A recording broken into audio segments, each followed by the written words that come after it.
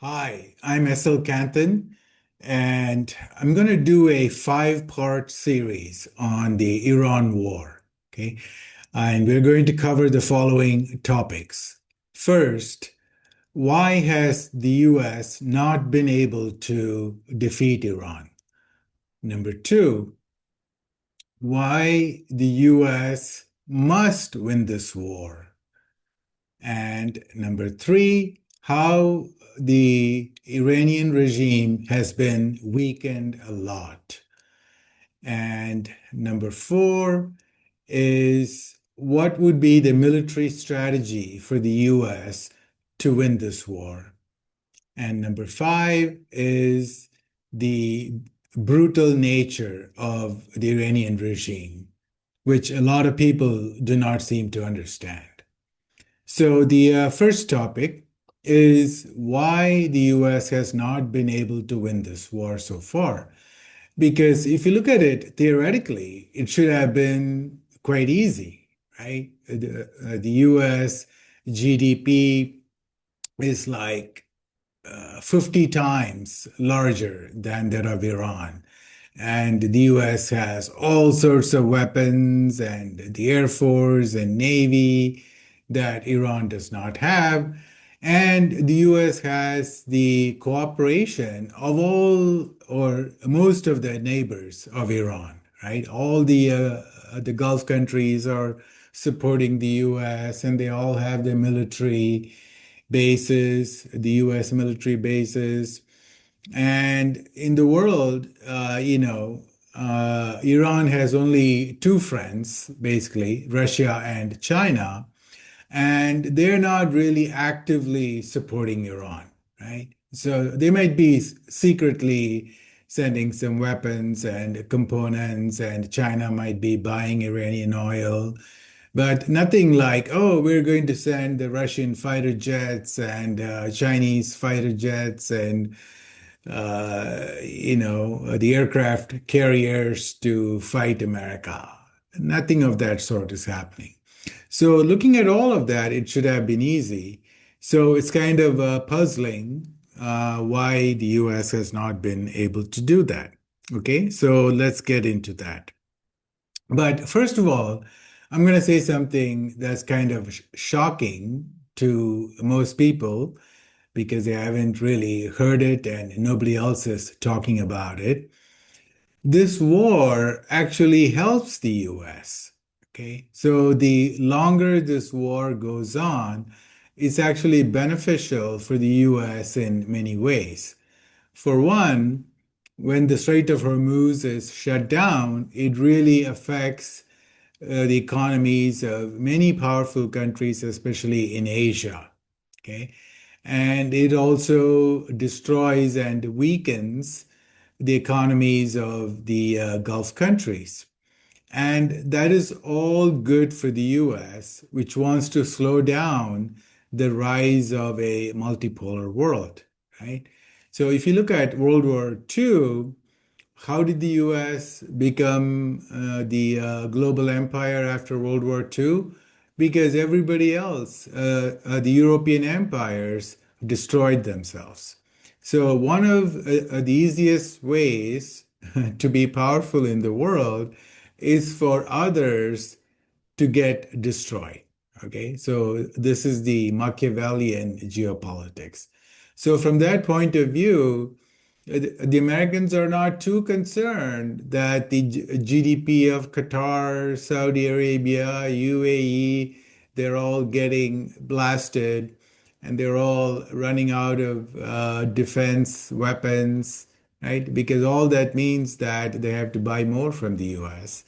And the US is not too worried about India, China, Korea, and all the Asian powerhouses stumbling and suffering from this war because it just means that the US gets more powerful relatively, right?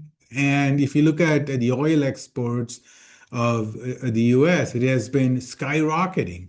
It's something like 13 million barrels per day if you include the crude oil and all the refined petroleum products like diesel and all that. Okay. So this is sort of like, how the Ukraine-Russia war is actually wonderful for the US because it weakens Russia.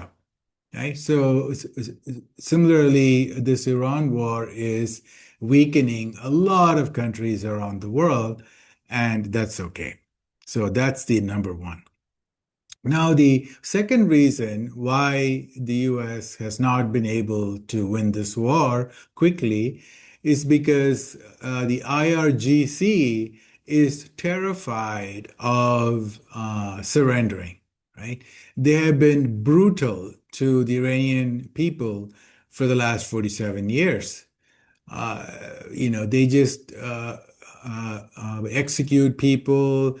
They deprive people of all the basic human rights. They hang protesters from the crane, as is happening this morning. They hanged three people from the crane in the city of Isfahan just for protesting, right? And there's no due process, there's no jury trial, these people don't have lawyers. So most of the people in Iran, they hate the regime. So if the IRGC goes down, a lot of these leaders, the IRGC leaders like Ghalibaf and Arakchi, all these leaders will be hanging from the crane. Okay. So that's why they're very, very scared. That's number two. And number three, switching to the US, Trump is facing midterm elections. Okay. So he is very sensitive to the gas price and the oil price. Because once the gas price in the US goes above, say, $4.50 a gallon, a lot of people will start to complain. And if Trump loses the midterm election, or the Republicans, they lose the midterm elections, and if, say, the House becomes controlled by the Democrats, then the next 2 years will be hell for Trump, right? These guys will be starting all kinds of inquisitions against Trump. They will try to impeach him. They will block all of his, uh, you know, laws that he wants to pass, all of his, the agenda, everything will be blocked, and the next 2 years will be hell. So Trump is very sensitive to the gas price and the economy in the US. So that's why whenever the oil price hits, like, say, $100, $110 a barrel, Trump stops the war. He will say, I'm going to talk to them. Yeah, they really want to talk, right? So it's basically managing the war and the domestic situation. And also, the SPR, the Strategic Petroleum Reserve, is pretty low. It's now back to where it was 40 years ago in the 1980s. So that's also a concern. And then there's also concern about the Patriot interceptors, because the US was not really prepared for the drone war. Just like Russia was not prepared for the drone war, and now Ukraine has attacked so many Russian oil refineries that the refining capacity in Russia is down 40%, 40. That's shocking. So similarly, the US did not understand how powerful that the drones are and how many drones the Iranian regime has. So, and then they also thought, yeah, we can, figure out where the drones are hidden. We can bomb the drone sites, and we can bomb the drone launchers. But the Iranians have been very smart. They have really spread out all their missiles and drones to hundreds of different sites. They hide them under the mountains, because if you look at the geography of Iran, it's very mountainous. So there are, hundreds and hundreds of places where the IRGC has drilled tunnels and hidden all these drones. So it's very hard. And the drones are all made from Chinese components. So they cost like, I don't know, $20,000, $30,000. And the US cannot afford to use a $3 million Patriot interceptor to shoot down a $30,000 or a $20,000 drone. It's just not possible. So that's the next one. And then in terms of full-on ground invasion, like going to Tehran, the geography once again favors Iran. So if you look at Venezuela, the U.S. was able to fly the helicopters right into Caracas, the capital, and capture Maduro. And that cannot be done in Iran because Tehran is like 1,000+ kilometers from the Persian Gulf. So the US cannot just send a helicopter. The other way is probably like to launch it from the northern neighbors, like say the Azerbaijan, but those countries are not willing to help the US in launching because they're afraid that the Iranian regime will launch missiles at them. So they're playing neutral and they don't want to help. And the next thing is that the US is fighting with one hand tied behind. Okay. So if you look at the way that the US defeated the Nazis and the Japanese in World War II, the US was very brutal. The US dropped nuclear weapons on Japan and then they immediately surrendered. And in Germany, the US would just ruthlessly bomb all the German cities. Okay, they didn't care about civilians. They didn't care about cities. They just flattened so many German cities. Berlin, and of course the infamous one is Dresden, where they would use fire bombs. It was just a very, very cruel way to fight. Okay. But that's the way, war was won. It was like no mercy until you surrender. But in the 21st century, so we're now about 80 years past World War II, those kinds of brutal methods are not accepted so far. Okay, maybe it will get there sometime. But so far, that is, so the US is trying to not bomb, although, Trump threatens, right? I'm going to bomb the bridges and the power plants. And he can do that if he wants. In just one day, the US can destroy all the power plants in Iran. It can destroy all the petroleum plants. It can destroy the natural gas fields. And that would really set Iran back into the dark ages. But the US is not able to do that. And then there is the public opinion, which is very interesting because there are so many people that are against this war. Okay, so there are the Democrats, and then the far left, and then the far right because they hate the Jews, and the far left because they hate Israel and they see Iran as the last post in the Middle East that can fight Israel because all the other Arab countries have pretty much made friends with Israel. And there's only one country that's left, and that's Iran.